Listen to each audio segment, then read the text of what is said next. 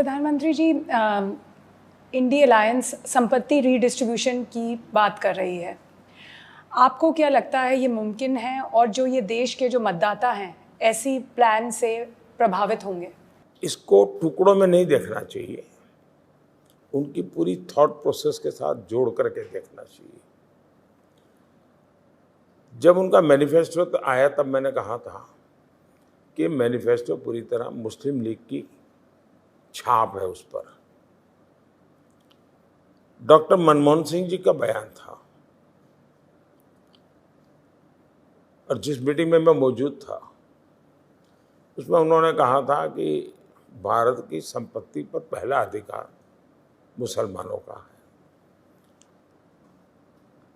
अब जब मैंने ये कहा तो मीडिया वाले, उनकी जो इकोसिस्टम है, उसने तूफान खड़ा कर दिया कि मोदी तो गलत बोल रहे हैं।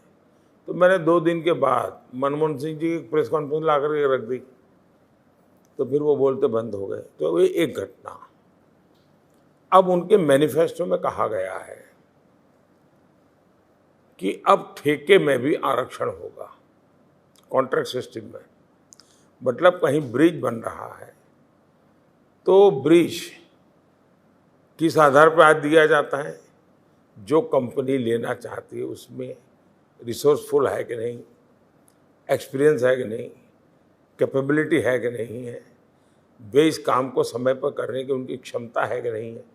इन सब को देख करके उसको टेंडर मिलता है, तब जाके वो। अब कहते हैं उसमें भी हम माइनॉरिटी को आरक्षण देंगे, मुसलमान को आरक्षण देंगे। ये सारी घटनाओं को एक साथ जोड़ करके देखें तो जब ये कहते हैं कि हम इनहेरिटेंस टैक्स लगाएंगे, मतलब जो भी संपत्ति लेगी तो संपत्ति पर अधिकार किसका होगा? जो मनमोहन सिंह जी कहा था उनका होगा।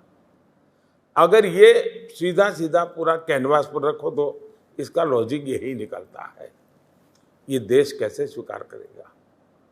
दूसरा, क्या दुनिया के किसी डेवलपिंग कंट्री ने इस प्रकार का पागलपन किया है क्या? आज तो भारत को मेहनत करके अपनी समस्याओं से बाहर निकलने की जरूरत है। हमने कोशिश करके 25 करोड़ नागरिकों को गरीबी से बाहर लाए हैं।